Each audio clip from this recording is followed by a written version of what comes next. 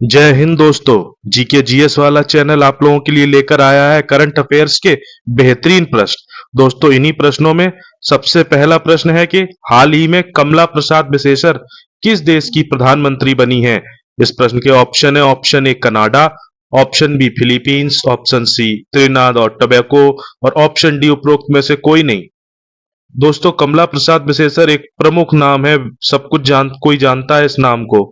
तो दोस्तों बढ़ते हैं इस प्रश्न के आंसर की तरफ। इस प्रश्न का सही आंसर है ऑप्शन नंबर सी, त्रिनाद और टोबैको। मतलब यह हुआ कि कमला प्रसाद बिसेसर त्रिनाद और टोबैको देश की प्रधानमंत्री बनी है। चलिए दोस्तों बढ़ते हैं अपने दूसरे प्रश्न की तरफ। हमारा दूसरा प्रश्न है कि हाल ही में आगामी एशियाई खेल 2026 कहां आयोजित किए जाएंगे। दोस्तों ये प्रश्न आगामी एशियाई खेल 2026 के बारे में पूछ रहा है। इस प्रश्न के ऑप्शन है, ऑप्शन नंबर ए चीन, option B Japan, option C Bharat और ऑप्शन डी इनमें से कोई नहीं। दोस्तों आगामी एशियाई खेल 2026, तो इस प्रश्न का सही आंसर है ऑप्शन नंबर बी जापान। जी हाँ दोस्तों, आगामी एशियाई खेल जो कि 2026 में होने हैं, इस बार 2026 में जापान में खेले जाएंगे। चलिए दोस्तों बढ़ते हैं अपने प्रश्न नंबर 3 की तरफ। दोस्तों प्रश्न नंबर 3 है, हाल ही में किसे राष्ट्रीय सुरक्षा चला सलाहकार बोर्ड यानी कि एनएसएबी नेशनल सिक्योरिटी एडवाइजरी बोर्ड का प्रमुख नियुक्त किया गया है। नेशनल सिक्योरिटी एडवाइजरी बोर्ड का प्रमुख किसे नियुक्त किया गया है।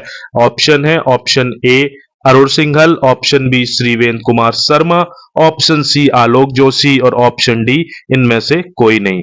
दोस्तों तो इस प्रश्न का सही आंसर है option number C Alok Joshi. जी हाँ दोस्तों, एनएसएबी का प्रमुख जो है आलोक जोशी को नियुक्त किया गया। एनएसएबी का फुल फॉर्म हो गया कि नेशनल सिक्योरिटी एडवाइजरी बोर्ड यानी कि राष्ट्रीय सुरक्षा सलाहकार बोर्ड। तो दोस्तों बढ़ते हैं हम अपने अगले प्रश्न यानी प्रश्न नंबर 4 की तरफ। हमारा प्रश्न नंबर 4 है, हाल ही में इंडिया पोस्ट ने केवाईसी सत्यापन को आसान बनाने के लिए किसके साथ साझेदारी की है।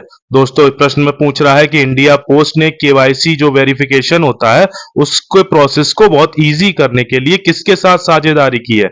ऑप्शन है, ऑप्शन नंबर और ए पीएनबी यानी Punjab National Bank, option B BOB यानी बैंक ऑफ बड़ौदा, ऑप्शन सी एक्सिस बैंक या option D SBI mutual fund.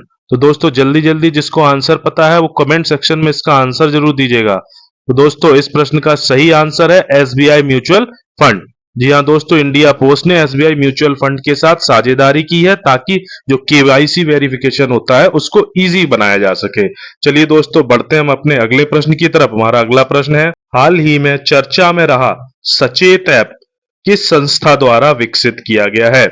सचेत ऐप के बारे में पूछ रहा है कि किसने इसको विकसित किया है। इस प्रश्न के ऑप्शन है, ऑप्शन ए नीति आयोग, ऑप्शन बी राष्ट्रीय आपदा प्रबंधन प्राधिकरण या ऑप्शन सी भारतीय मौसम विभाग या ऑप्शन डी इनमें से कोई नहीं। दोस्तों इस प्रश्न का सही आंसर है ऑप्शन बी राष्ट्रीय आपदा प्रबंधन प्राधिकरण। जी हाँ दोस्तों, राष्ट्रीय आपदा प्रबंधन प्राधिकरण द्वारा सचेत ऐप को विकसित किया गया है ताकि आने वाली समस्याओं का, आपदाओं का पता लगाया जा सके और उनके बारे में और भी जानकारी हासिल की जा सके। चलिए दोस्तों बढ़ते हैं हम अपने अगले प्रश्न की तरफ। हमारा अगला प्रश्न है, हाल ही में किसने एडवांस डिजिटल इंटेलिजेंस में भारतीय महिलाओं को सशक्त बनाने हेतु एआई दिशा पहल लॉन्च की है। ऑप्शन है, option A Google, option B Meta India, option C Amazon या ऑप्शन डी इनमें से कोई नहीं। दोस्तों इस प्रश्न का सही आंसर है ऑप्शन बी मेटा इंडिया।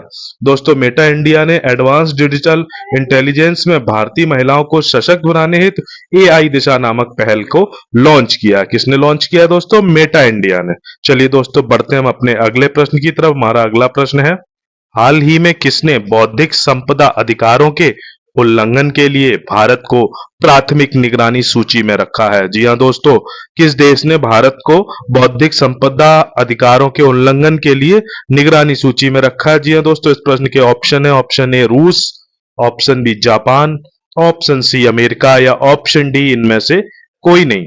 दोस्तों इस प्रश्न का सही जवाब है ऑप्शन सी, अमेरिका। जी हाँ दोस्तों, अमेरिका ने भारत को बौद्धिक संपदा अधिकारों के उल्लंघन के लिए प्रथम निगरानी सूची में रखा है। चलिए दोस्तों बढ़ते हैं अपने अगले प्रश्न की तरफ। हमारा अगला प्रश्न है दोस्तों, हाल ही में प्रोफेसर सनी थॉमस का 83 वर्ष की उम्र में निधन हो गया। वे कौन थे? ऑप्शन है, ऑप्शन ए लेखक, ऑप्शन बी निशानेबाजी कोच, या ऑप्शन डी पत्रकार, या ऑप्शन डी इनमें से कोई नहीं। दोस्तों प्रोफेसर सनी थॉमस कौन थे?